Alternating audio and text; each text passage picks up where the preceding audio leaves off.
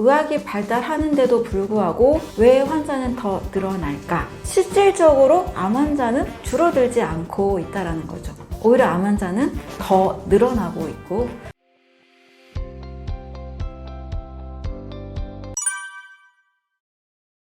제가 암센터 연구원으로 일을 할 때만 해도 좋은 약을 개발하면 아픈 사람이 줄어들 것이다 라고 생각을 했습니다. 그래서 정말 좋은 항암제, 암을 정복할 수 있는 약을 개발을 해서 많은 사람들이 암으로부터 좀 고통을 줄여갔으면 또 다시 건강을 회복했으면 하는 생각이 있었거든요.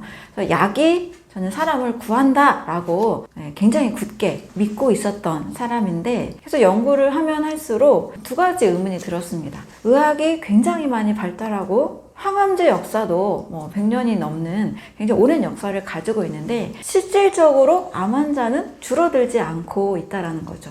오히려 암 환자는 더 늘어나고 있고 더 많은 사람들이 아픈 이 현실을 우리가 살고 있는 것을 알게 됐습니다. 의학이 발달하는데도 불구하고 왜 환자는 더 늘어날까? 이게 저의 첫 번째 의문이었습니다. 자, 이 질문을 가지고 제가 이제 일을 하면서 우연히 알게 된 지인의 그 병원 방문을 통해서 신기하게 몸에서 발생하는 이 독소에 관심을 가지고 있는 관점을 발견하게 됐습니다. 간헐적 단식이나 단식 같은 게 요즘 되게 많은데, 이런 간헐적 단식과 단식의 좋은 효과인 그런 해독 치료라는 것을 병행을 하는 관점을 발견하면서 우리 몸에 독소라는 게 생기고 있었구나, 이것을 알게 됐습니다. 그래서 왜 병에 걸리는지를 저는 이런 여러 경험과 또 자료를 통해서 세포를 통해서 굉장히 쉽게 정리를 하게 된 것 같아요. 제가 연구원으로 여러 세포들을 실험실에서 배양을 했었는데, 세포가 먹는 밥은 50종 이상의 아주 고퀄리티, 아주 고급 영양 배양액을 먹어야만 세포가 자랍니다. 자, 그리고 이 세포는 외부로부터 어떤 침입 물질이 없는데도 어느 순간에 분열하지 못하고 생명이 끝나는 이제 죽음을 맞이하는 사고가 있습니다. 자, 그 사고는 뭐냐면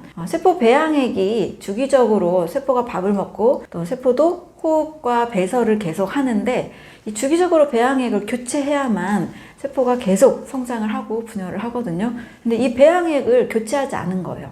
그 말은 세포가 내보낸 호흡 배설물과 대사산물에 의해서 세포가 스스로 죽게 됐다라는 겁니다. 결국 세포 내 독소에 의해서 세포가 이제 산멸을 하게 되는데요. 자, 이렇게 세포 단위에서 시작해서 이 사람이라는 이 생명체는 기본적인 영양이 들어와야 하고, 또 몸에서 만들어내는 이 독소가 해독이 돼야만 생명을 유지할 수가 있습니다. 그래서 그냥 병이라는 것은요, 그냥 한 가지로 정리를 해보면 세포 기능 장애라고 볼 수가 있습니다. 그러면 이걸 어떻게 회복할 수 있을까? 세포 기능을 다시 원상태로 회복시키면 병은 또 멀어질 수 있다라는 거죠. 현대의학의 관점은 암이나 고혈압이나 당뇨나 어떤 증상이 생겼을 때 그것을 떼내고 해결하고 수치를 조절하고 요거의 관점을 가지고 있고, 몸 전체가 어떻게 하면 건강을 유지할 수 있는지에 대한 관점이 없다 보니 약이라는 것은 어느 정도 한계가 있다라는 거죠. 물론 약과 함께 내 몸의 건강 상태를 같이 신경을 쓴다라면 충분히 개선이 되고 좋아질 수가 있습니다. 제가 연구원으로 있었을 때 좋은 약만 개발하면 사람이 아프지 않고 건강할 수 있다, 이제 이 생각이 아니라 우리 몸의 세포의 기능을 건강하게 만드는 것, 몸속에서 발생하는 독소를 제거하는 방법, 이것이 반드시 병행이 될 때 우리는 병에 걸리지 않고 더 건강한 삶을 만들어갈 수가 있습니다. 많은 만성질환 환자들의 공통점이 있습니다. 어느 부분이든 간에 제 기능을 하지 못하고 있는 상태인데요. 대부분 그 몸속에서 세포 수준이든 혈관이든 어떤 장기든 간에 공통적으로는 대부분 염증을 다 가지고 있습니다. 자, 이것을 이제 미세염증, 이게 오래되면 또 만성염증이라고 하는데요. 이런 염증이 생기는 또 근본적인 이유는 바로 몸속에 쌓여있는 독소 때문입니다. 사람은 산수만 마셔도 이산화탄소가 발생을 하죠. 또 이산화탄소뿐만이 아니고 몸속에는 활성산소라는 것도 생깁니다. 또 밥을 먹으면 우리가 입속으로는 더러운 게 절대 들어가지 않죠. 아주 맛있고 깨끗한 안전한 음식을 우리가 먹습니다. 자, 그런데 우리 몸속에서 나가는 소변과 대변의 상태는 절대 깨끗하다고 볼 수가 없죠. 노폐물이 나가는 겁니다. 자, 그러면 좋은 음식이 들어와서, 또 맛있는 음식이 들어와서 노폐물로 나가기까지 그 과정에는 영양을 흡수하고 또 여러 각종 대사 산물이 생깁니다.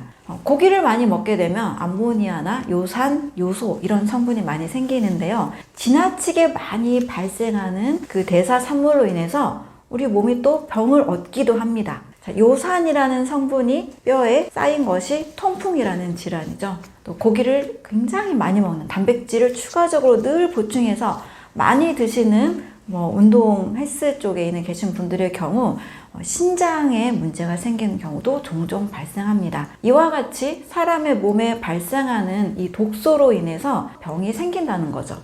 만성질환은 말 자체가 급성으로 와서 병에 걸린 것이 아니고 시간이 굉장히 오래 걸려서 만들어진 질병이잖아요.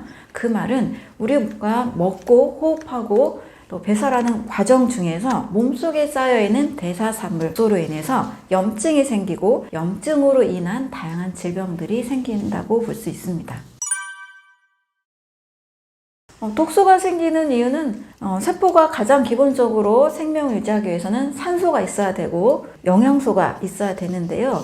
이 산소와 영양소가 잘못된 경로를 통해서 몸속에 불필요한 대사산물이 많이 생겼기 때문입니다. 쉽게 예를 들면 맑은 산 속에서 호흡을 하면 좋은 산소가 들어오고 활성산소는 굉장히 많이 생기지 않겠죠. 자, 그런데 공기 오염이 심한 배기가스가 많은 도시에서 호흡을 한다라면 당연히 우리가 알고 있는 어떤 미세먼지, 배기가스, 어떤 환경 나쁜 물질들이 들어온다는 것을 잘 알고 계실 겁니다. 몸속에 들어오는 공기가 깨끗하지 않을 때 독소가 생길 수 있습니다. 또 우리가 먹는 음식을 통해서도 독소가 발생이 됩니다.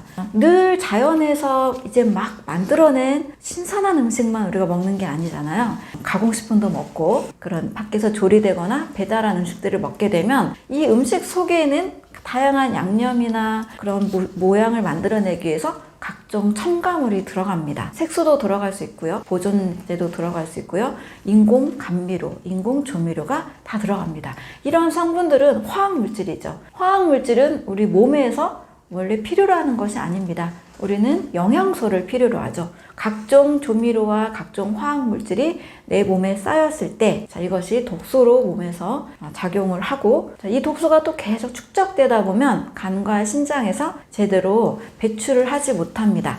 쌓여있는 독소들로 인해서 내 몸은 이걸 제거하기 위한 반응, 즉 염증 반응을 일으키게 됩니다. 또 너무나 많은 음식을 동시에 많이 먹어서 과식하게 될 경우에 잘못된 소화 불량을 통해서도 먹은 음식물로 인해서 또 소화불량 상태가 또 독소를 만들기도 합니다. 우리가 지나치게 과식해 본 경험 있으시잖아요.